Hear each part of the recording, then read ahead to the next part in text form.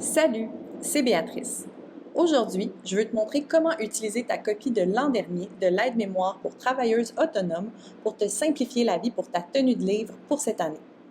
J'utilise le calendrier 2023 pour transformer mes données pour 2024, mais tu vas pouvoir utiliser ces trucs peu importe le moment où tu regardes la vidéo.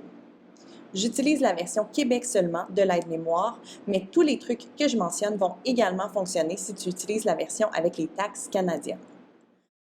Premièrement, je vais utiliser mon document Excel final pour 2023. Je vais créer une copie que je vais renommer Entrée d'argent 2024, premier trimestre. À titre informatif, j'ai indiqué des données et des montants au hasard dans ce document, alors ce n'est pas mon réel fichier comptable. Premièrement, dans l'onglet Entrée d'argent, je vais indiquer 2024. Dans Répartition des revenus, je vais également changer les dates du sommaire pour indiquer du 1er janvier au 31 décembre 2024. Ensuite, je vais aller dans l'onglet Dépenses et je vais changer l'année pour 2024. Maintenant que les dates sont changées, je vais retourner dans l'onglet Répartition des revenus. Est-ce que mes catégories de revenus vont changer cette année ou est-ce qu'elles seront les mêmes? Je vais indiquer qu'elles resteront les mêmes. Est-ce que mes sous-catégories de revenus vont être les mêmes? Cette année, je prévois avoir un contrat en jardinage, donc je vais changer la ligne Autres pour indiquer Jardinage.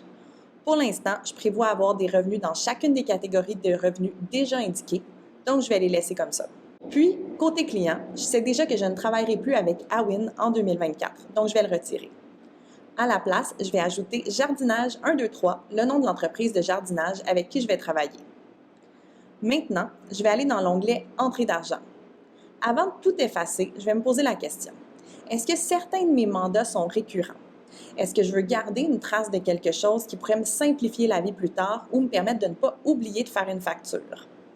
Par exemple, admettons que je suis à Radio-Canada exactement à la même fréquence en 2024 et que les paiements sont les mêmes. Dans Client, je vais filtrer pour seulement voir Radio-Canada. Je vais laisser les montants tels quels, mais je vais effacer les dates de facturation et de réception des paiements. Je peux même les indiquer en jaune pour que ce soit plus facile visuellement.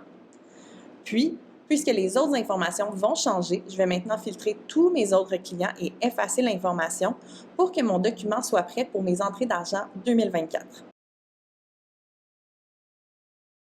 Maintenant, je vais aller dans l'onglet Répartition des dépenses et je vais me poser la même question que dans l'onglet Répartition des revenus. Est-ce que mes catégories de dépenses vont changer en 2024? Je crois que mes catégories sont bonnes, que les pourcentages entreprises restent valides, alors je vais laisser le tout tel quel. Je vais maintenant aller dans l'onglet Dépenses. C'est là que je vais faire le plus de changements pour utiliser mon document pour 2024. C'est quelque chose que je fais avec mon réel aide-mémoire depuis des années et c'est vraiment un game changer. Ça me permet d'être certaine que je n'oublie pas mes dépenses récurrentes. C'est vraiment pratique. Je vais commencer par filtrer mes dépenses par récurrence pour voir seulement mes dépenses mensuelles et annuelles.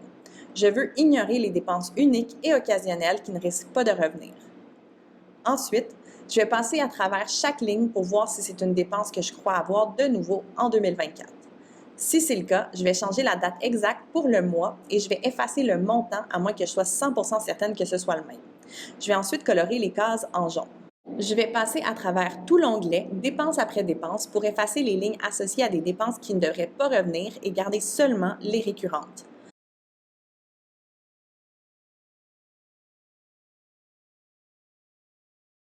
À la fin, ça va ressembler à ça. Là, je montre mon réel document que j'ai nommé Entrée d'argent modèle.